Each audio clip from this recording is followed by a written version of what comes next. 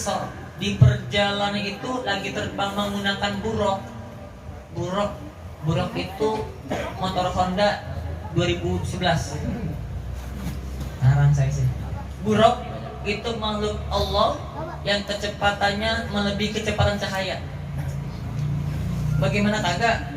Dari Masjidil Haram hingga Masjid Aqsa hingga Sidratul Muntaha, melewati sebuah padang pasir yang mana di ketinggian dari tanah itu tercium semerbak wangi. Kata Kanjeng Nabi, ya Jibril, ini wanginya siapa ya? Berhenti. Nah, ini kalau kata Habib Jindan, kalau ente ditanya, kenapa sih lu ziarah? Kenapa sih lu doa di petilasan, doa di kuburan? Apa yang lu ambil? Dengerin, ini nih, Kanjeng Nabi ngajarin nih. Yang ngajarin siapa? Malaikat Jibril. Ya Rasulullah, sebentar, berhenti dulu. Kita sampai ke Bethlehem. Siapa tuh Bethlehem? Sebelah kirinya Cakung. Bukan. Bethlehem itu ada di antara Palestina sama Yerusalem. Apa kata Jibril? Sholat 2 rakaat. Ngapain? Sholat dulu. Kata Jibril, sholat. Kanjeng Nabi sholat, diajarin ruku dan sebagainya sampai sujud, sampai salam, kelar. Kenapa saya suruh sholat di sini ya Jibril? Tabarukan. Nah, tabarukan sama di tempat dulu pernah emaknya Nabi Isa duduk dan melahirkan Nabi Isa alaihissalam di Bethlehem. Tuh, Kanjeng Nabi diajarin malaikat Jibril untuk tabarukan, ngambil keberkahan tempatnya lahirnya Nabi Isa alaihi salam. Kita ziarah kubur, ziarah ke wali Allah. Apa yang kita ambil? Keberkahan, tabarukan. Siapa yang ngajarin tabarukan? Siapa yang ngajarin? Malaikat Jibril. Kelar urusan. Kalau lu tanya lagi ziarah ngapain? Yang ngajarin siapa? Malaikat Jibril. Jalan lagi. Diam.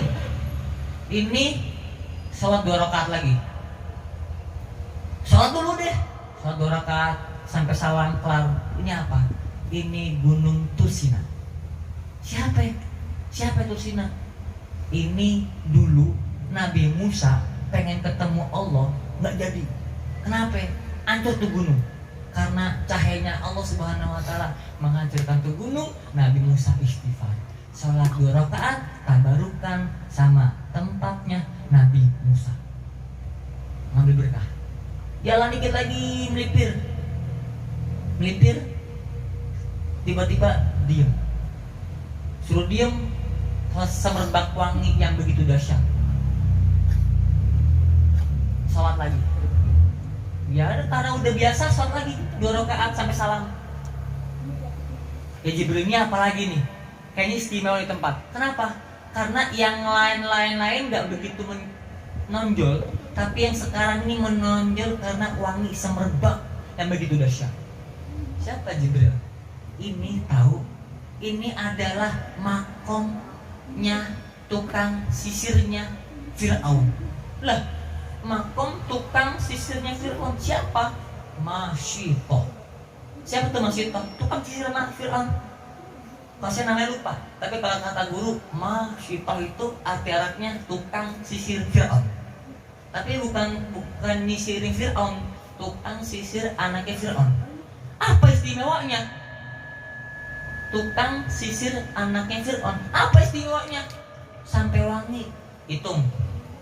Kanjeng Nabi ke Nabi Isa jaraknya 5 abad.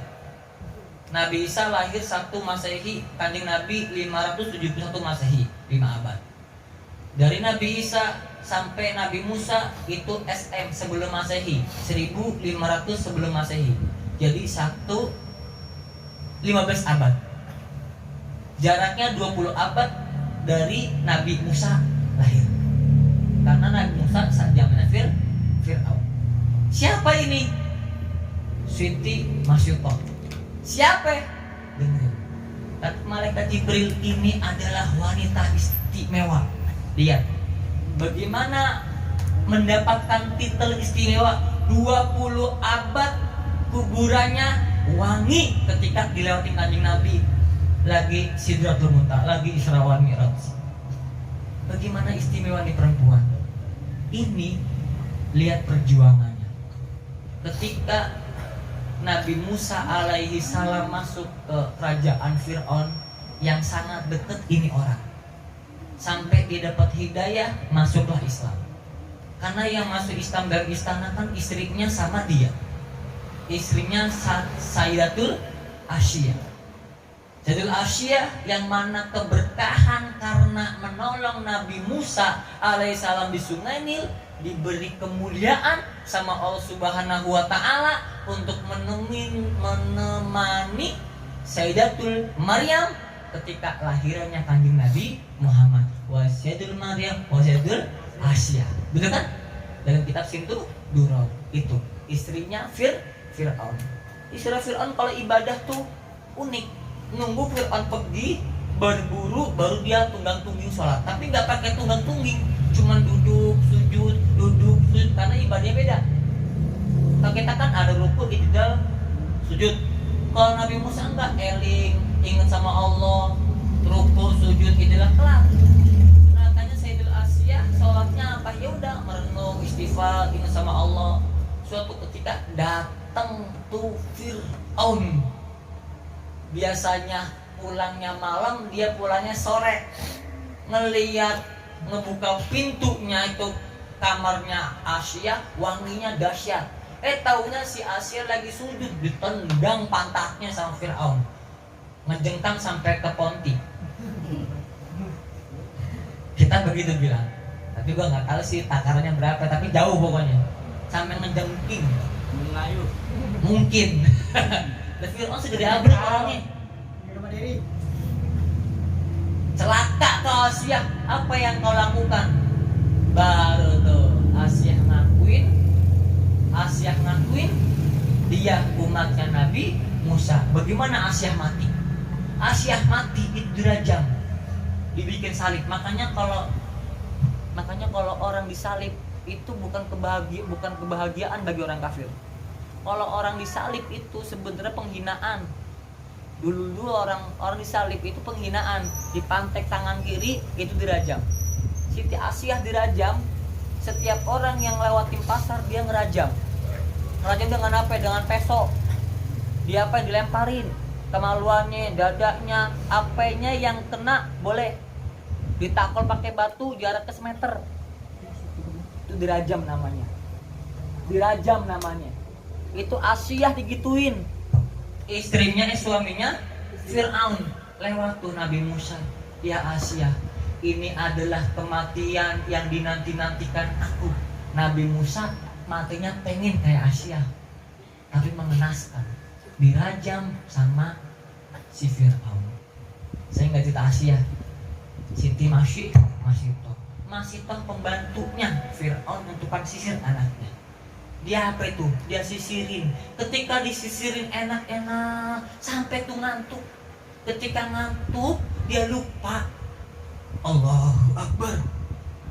Kaget tuh si anak Fir'aun. Lu nyebut siapa? Bahasa saya. Kamu nyebut siapa? Astagfirullahaladzim. Saya menyebut Tuhannya Nabi Musa alaihissalam. Kamu nggak nyembah bapak saya? Tuh anaknya Fir'aun. Nggak nyembah anaknya, nggak nyembah Fir'aun. Ngadu tuh sama si Fir'aun. Walhasil dibawa tuh si Masitoh disidang sama Fir'aun. Diapain sidangnya? Dipanggil tuh anaknya, bapak suaminya, anaknya 2 masih bayi. Lalu anak yang gede suami sama dia digantung semuanya, 3 digantung di atas penggorengan yang isinya minyak goreng yang matang. La haula wala quwata illa billah. Digoreng isinya minyak goreng yang mendidih. Masih toh dihukum begituan. Mending digorengnya apa? Kalau dia terbalik, kalau kepala dulu langsung mati. Tapi ini kagak, nipil-nipil dari kaki dulu. Tuh. Pengen mendapatkan kemuliaan dari Allah Subhanahu wa taala, orang di zaman Nabi Musa disiksa dulu di dunia. Kita pengen dapat kemuliaan Allah, umat kanjeng Nabi gampang. Habis berbuat dosa istighfar, sholat ketunda dikodok, sholatnya kecapean dikosor, dijamak, digabung.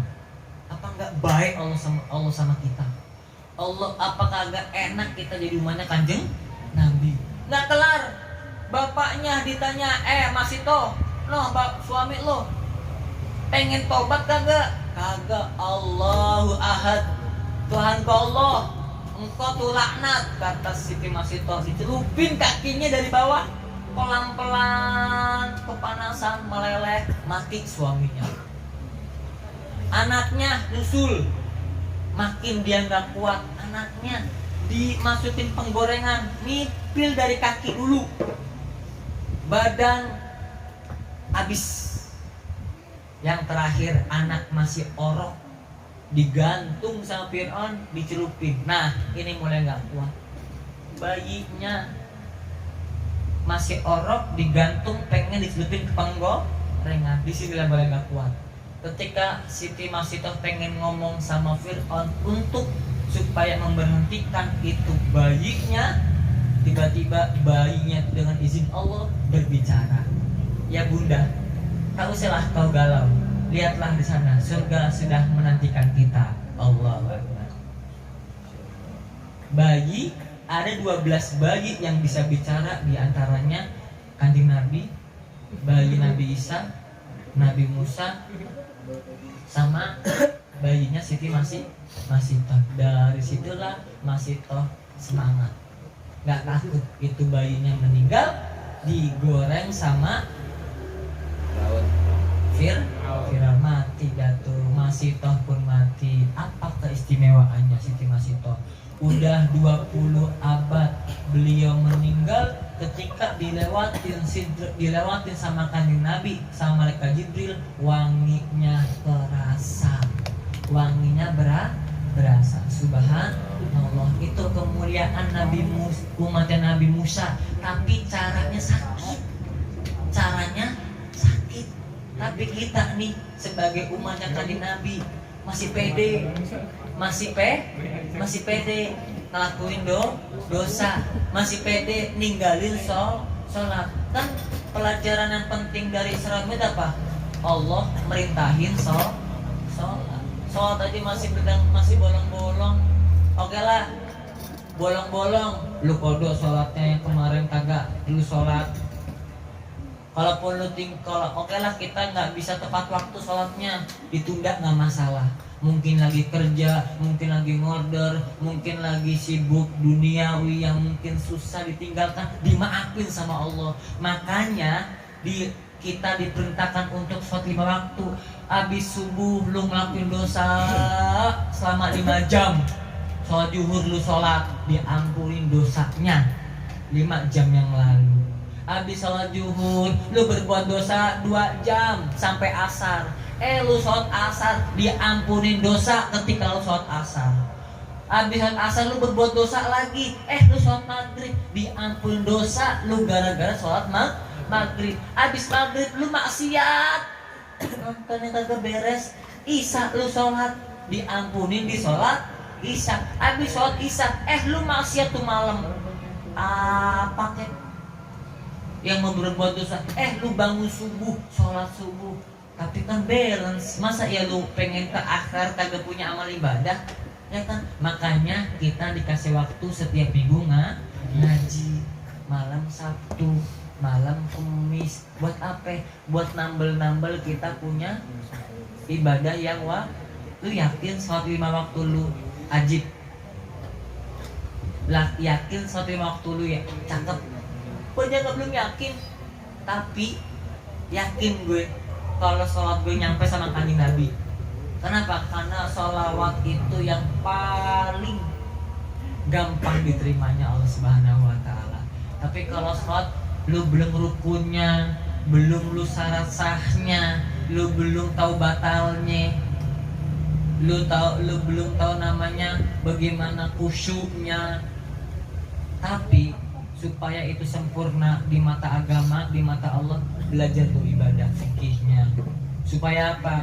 Ketika lu ibadah sholat, hatta ibadah sholat lu belum bener karena lu belajar fikih, ketutup ibadah lu karena lu ngaji fikih. Tapi beda kalau sombong, ngaji fikih kagak, sholatnya pede, yakin diterima sama Allah. Pede, diajakin ngaji fikih nggak mau, ditanya rukun sholat kagak tahu. Umur lu udah berapa tahun? 12 tahun kagak ngerti syarat sholat. La haula wala quwata. 15 tahun nggak tahu rukun sholat. La haula wala quwata. Itu yang penting. Isra Mi'raj cerita guru-guru banyak, tapi yang penting itu berapa tahun lu sholat? Abis masa balik umur 12 tahun, 15 tahun 3 tahun, 20 tahun 18 tahun. Pertanyain, lu udah hafal belum rukun sholat? Lu udah hafal belum batal sholat? Kalau lu udah hafal, lu paham, bagus. Kenapa? Diterima lu punya ibadah sholat lu. Fatihah lu bagaimana bacaannya? Tasbih Fatihahnya tahu kagak berapa jumlahnya? Itu penting. Ngaji salawatan bagus. Tapi yang wajib lu kudu pentingin juga. Ini kesimpulan daripada Isra wal Mi'raj Kanjeng Nabi. Kalau lu bisa pahamin ini, insya Allah nggak mikirin dunia lagi, dunia ngikutin lu. Kenapa? Karena lu akhirat udah pegang. Insya Allah itu kesimpulannya.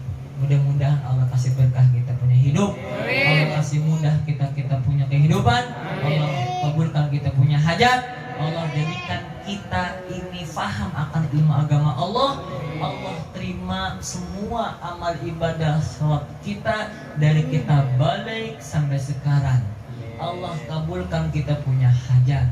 Allah ampuni segala kelalaian kita, dari sholatnya kurang tepat waktu, sholatnya masih ditunda-tunda, masih banyak kodoknya, masih banyak meninggalin sholatnya. Ya Rabb, dengan kemuliaan kami baca maulid, dengan kemuliaan di malam Rajab ini, dengan kemuliaan hari Jumat, dengan kemuliaan Rasulmu Muhammad sallallahu alaihi wasallam, ijabah daripada hajat kami, ampunkan segala dosa-dosa kami bijahi Sayyidina Muhammad. Allahumma nawwir qulubana, yasir umurana, ya arhamar rahimin, la ilaha illa anta subhanaka inni kuntu minadz zalimin. Al-Fatihah ala hadiniyah wa kullu niyatin shalihah wa ila hadrat Mustafa Muhammadin sallallahu alaihi wasallam. Kiramil Fatihah.